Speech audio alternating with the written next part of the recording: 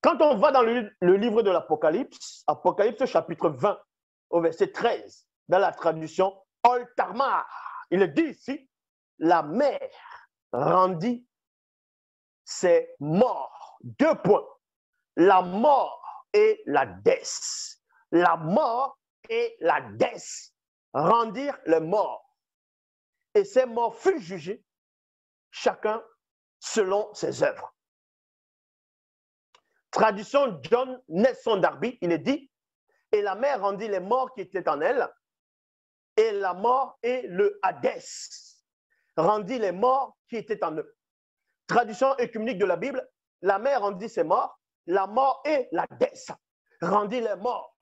C'est qui Hadès? C'est quoi l'Hadès et c'est qui l'Hadès? Hadès c'est écrit en quoi? C'est quelle langue ça? C'est la langue hébraïque ça? Dans la mythologie grecque, les enfers, parce que Hadès aussi ça veut dire les enfers. Les enfers au pluriel est le nom du royaume des morts. C'est un lieu souterrain où règne le dieu Hadès. Raison pour laquelle on parle souvent du royaume, c'est-à-dire du royaume d'Hadès ou de l'Hadès tout court. Et Hadès était le frère de Zeus. Vous êtes en plein dedans dans la mythologie grecque. Vous dites que Yahvé est le Dieu unique. Ce n'est pas Yahvé lui-même qui dit dans Exode chapitre 20, je suis l'Éternel ton Dieu, tu n'auras pas d'autre Dieu devant ma face. Ça dit qu'il reconnaît néanmoins qu'il y a d'autres dieux qui existent. Mais sauf que, il veut que ce soit lui seul qu'on adore. Elohim, c'est le pluriel. Ça veut dire qu'il y avait plusieurs personnes qui parlaient.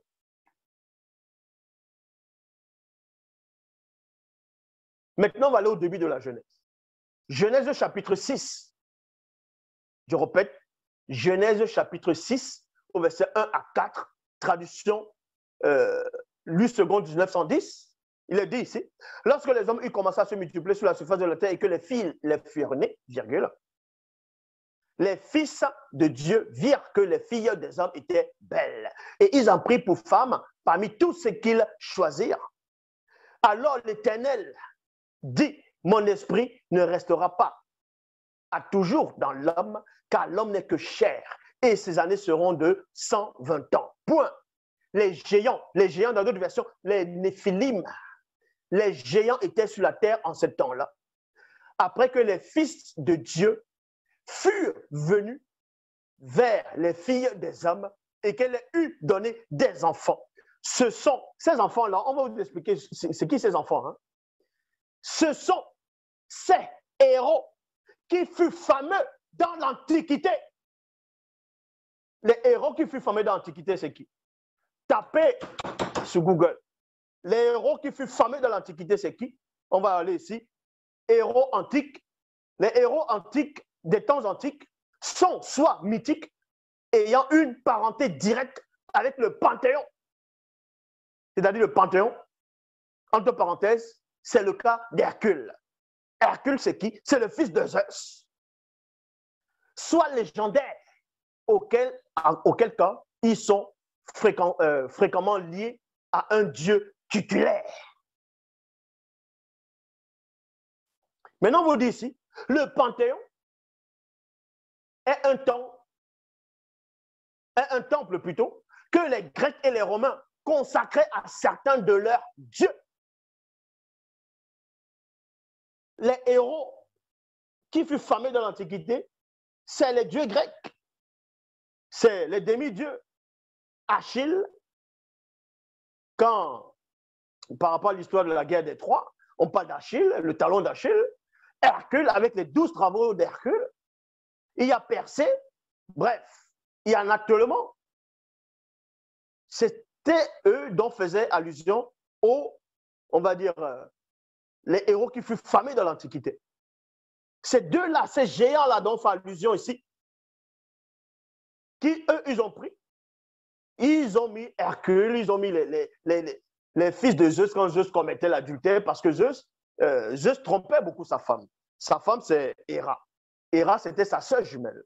La sœur jumelle de Zeus, c'était Héra. Et en même temps, c'était sa femme. Donc, vous voyez, ça ne vous dit rien. La sœur jumelle de Caïn, de Panguissé, qui en même temps qui devient sa femme, ils ont pris les récits. Ils sont allés faire les choses. Parce que les démons, ils inspirent. Ils inspirent. Dans chaque civilisation, ils inspirent.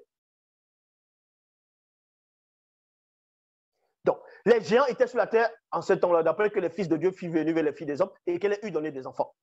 Ce sont ces héros qui furent fameux dans l'Antiquité. Et quand on tape héros de l'Antiquité, on vous donne les noms grecs. Mais sauf que, dans les recherches, ils disent que le tout premier héros antique, c'était Gilgamesh. Et Gilgamesh était le fils d'une déesse. Donc, c'est-à-dire la déesse du bétail. Gilgamesh, qui était le tout premier héros, selon certains chercheurs, était le fils d'une déesse, dont la déesse, on va dire la déesse du gros bétail. Et quand vous lisez l'histoire de Gilgamesh, les récits sumériens, ainsi de suite, par rapport à la création même de l'homme et la femme, c'est la même chose qu'ils ont pris pour écrire la Genèse avec, en parlant de la côte. Le déluge de Gilgamesh, vous lisez le déluge, après le déluge, il va faire les sacrifices avec les oiseaux, les animaux. Noé a fait la même chose dans les Bibles classiques. Donc, ce sont des pauvres, des misérables copieurs. Ils sont là, ils prennent à gauche, à droite, et ils viennent écrire des torchons. On dit la Bible est la parole de Dieu. Et vous êtes là, Amen. Vous dites Amen, alors que Amen, c'est un faux Dieu dans l'Égypte antique. Vous ne savez rien. Vous mélangez des dieux à gauche, à droite, des faux dieux. C'est pour ça que le monde est ainsi. Regardez l'Amérique. Il y a combien de faux pasteurs là-bas? Il y a combien d'églises en Amérique? Quand vous allez dans un tribunal aux États-Unis d'Amérique, quand vous allez pour prêter serment, on vous prend quoi? On vous prend la Bible, vous posez votre main et vous jurez que vous avez dit la vérité, rien que la vérité, non? N'est-il pas écrit dans vos propres Bibles que le fameux Jésus aurait dit de ne jurer sur rien? Mais ils vont quand même jurer sur ça.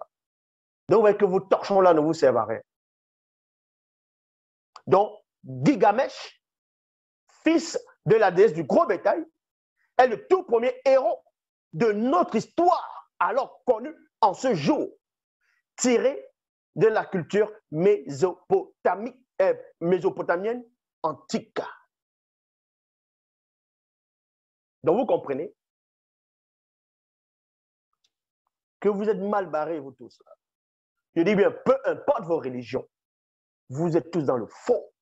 Car vos divinités, vos dieux, peu importe comment vous allez l'appeler, peu importe comment vous allez l'élever, vous allez dire qu'il est l'unique divinité, peu importe, ce sont des démons. Ce sont des démons religieux. Zeus lui-même, c'est un démon religieux de haut rang. Hybride. Mi-aigle. Exactement comme il y avait. En fait, c'est un groupe de démons qui se ressemblent. Sentez-vous séduire. Vous êtes là, la Bible dit, le Saint-Esprit m'a mis à cœur, Dieu m'a dit, j'ai des révélations. Vous parlez de quoi? Vous êtes tous dans les récits grecs.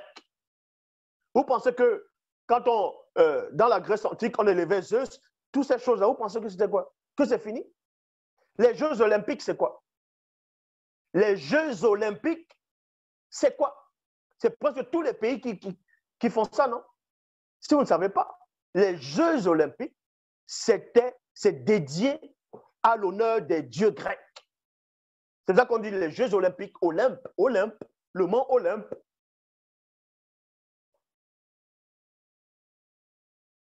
Vous dites qu'il y a 9 planètes, maintenant on découvre d'autres planètes. Ils disent que la plus grosse planète, c'est qui? C'est Jupiter. Jupiter, c'est qui? Jupiter, c'est Zeus. Parce que Jupiter, c'est juste chez les Romains. En Grèce antique, on dit Zeus. On va parler de Mercure, Uranus, ainsi de suite. Donc, vous voyez, vous êtes encore dans l'ère des dieux grecs. des démons grecs. Donc vous avez beau dire Jésus, vous avez beau dire faites vos débats stériles qui ne servent à rien, vous allez vous entretuer pour rien, pour des torchons, pour des choses qu'on les a écrites au Moyen-Âge, parce que les démons vous ont séduit. Vous êtes en plein dedans. Personne ne pourra vous sauver. Je dis bien, aucun Dieu ne pourra vous sauver. Aucune foi, aucun. Excepté celui qui est en face de vous. Est-ce que vous comprenez? Bible, Talatambale, vous dévoile le mystère. L'Oba, c'est encore glorifié.